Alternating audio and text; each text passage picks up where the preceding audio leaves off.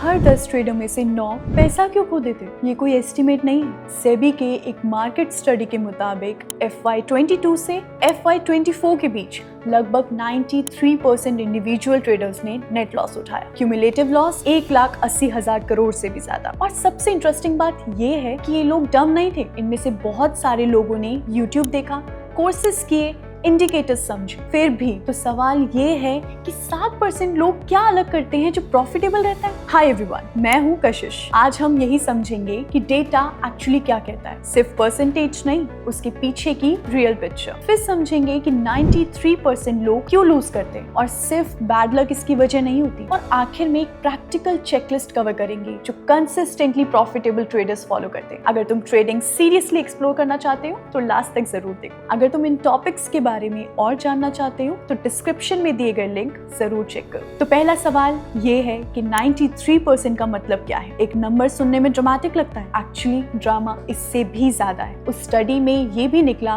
कि top 3.5% loss makers ने 3 साल में एवरेज 28 लाख का नुकसान उठाया, वो भी पर पर्सन। और एक और नंबर जो ज्यादातर लोग नहीं जानते, उस पूरे पीरियड में 1% से भी कम इंडिविजुअल ट्रेडर्स ऐसे थे जिन्होंने एक साल में 1 लाख रुपए से ज्यादा का नेट प्रॉफिट कमाया, सिर्फ 1% से भी कम। और सबसे इंपॉर्टेंट लाइन ये है, 97% इंस्टीट्यूशनल प्रॉफिट्स एल्गोरिथमिक ट्रेडिंग से आए। इंस्टीट्यूशनल पार्टिसिपेशन का एक बड़ा हिस्सा एल्गोरिथमिक एग्जीक्यूशन के थ्रू होता है। अगर तुम समझना चाहते हो कि ये एल्गो ट्रेडिंग एक्चुअली काम कैसे करता है, उसका एक डेडिकेटेड वीडियो हमने बनाया, लिंक डिस्क्रिप्शन में है। इस वजह से रिटेल और इंस्टीट्यूशनल पार्टिसिपेंट्स के एग्जीक्यूशन कैपेबिलिटीज में काफी डिफरेंस हो सकता है। तो प्रॉब्लम सिर्फ एंट्री पॉइंट है या स्ट्रैटेजी है? तो अगर हम लॉसेस के रीजन देखें, प्रॉब्लम सिर्फ स्ट्रैटेजी नहीं हो तो क्या हो सकता है? पहला रीजन, बिगनर्स लक का ट्रैप। जब कोई शुरुआत में कुछ ट्रेड्स जीतता है, उसका ब्रेन एक पैटर्न बना लेता है कि मुझे मार्केट समझ में आ गई। वो पोजीशन साइज बढ़ाता है, रिस्क बढ़ाता है, और जब एक बड़ा लॉस आता है, अकाउंट ऑलरेडी ज्यादा एक्सपोज्ड होता है। बिहेवियरल फाइनेंस में ये पैटर्न काफी कॉमनली ऑब्जर्व किया गया है। दूसरा रीजन,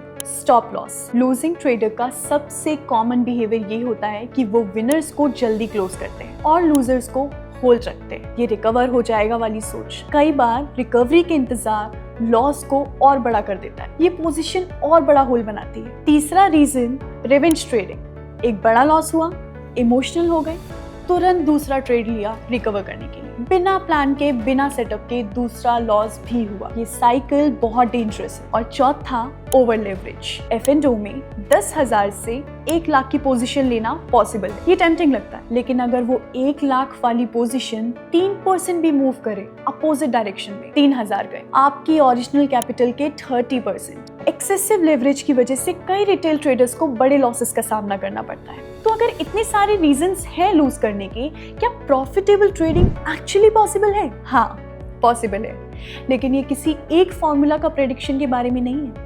पहली चीज, प्रोसेस ओवर प्रेडिक्शन।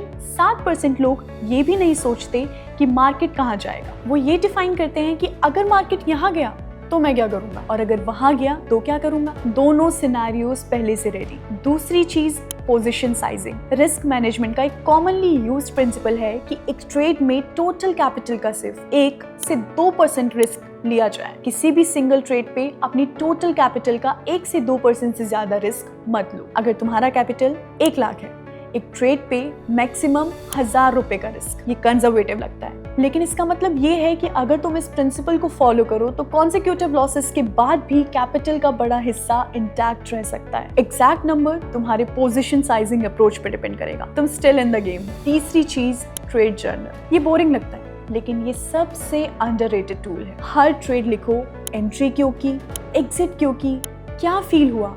3 महीने बाद वो जर्नल तुम्हें एग्जैक्ट पैटर्न दिखाएगा जहां तुम कंसिस्टेंटली गलत हो रहे हो। ये क्लैरिटी किसी इंडिकेटर से मुश्किल से मिलती है। और एक और चीज जो लोग अक्सर मिस करते हैं, प्रॉफिटेबल ट्रेडर्स अपनी विनिंग परसेंटेज से ज्यादा अपने रिस्क टू रिवॉर्ड रेशियो पे फोकस करते हैं। अगर तुम 40% ट्रेड जीतते हो, लेकिन हर जीत 2,000 की और हर हार 800 की है, तो मैथ ओवरऑल तुम्हारे फेवर में आ सकती है। मैथ करो। तो अगर तुम ट्रेडिंग सीरियसली एक्सप्लोर करना चाहते हो, ये 4 चीजें पहले फिक्स करो।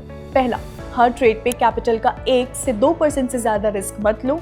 दूसरा, एंट्री से पहले स्टॉप लॉस डिसाइड करो, बाद में नहीं। तीसरा, जब भी बड़ा लॉस हो उस दिन ट्रेडिंग बंद। बड़े इमोशनल लॉस के तुरंत बाद इम्पल्सिव ट्रेडिंग अवॉइड करो। चौथा, एक सिंपल ट्रेड जर्नल शुरू करो, एक्सेल पे भी काम करेगा। पांचवा, कोई सीक्रेट इंडिकेटर नहीं है, कोई शॉर्टकट नहीं है। ये प्रैक्टिसेस एक्सपीरियंस ट्रेडर और रिस्क मैनेजमेंट लिटरेचर में कॉमनली रिकमेंड की जाती है। आपके हिसाब से सबसे बड़ा रीजन क्या है जिससे रिटेल ट्रेडर्स पैसा खो देते हैं? साइकोलॉजी, ओवर ट्रेडिंग या रिस्क मैनेजमेंट की कमी? कमेंट में जरूर बताएं और फिनडॉक को फॉलो करो ताकि अगली वीडियो मिस ना हो।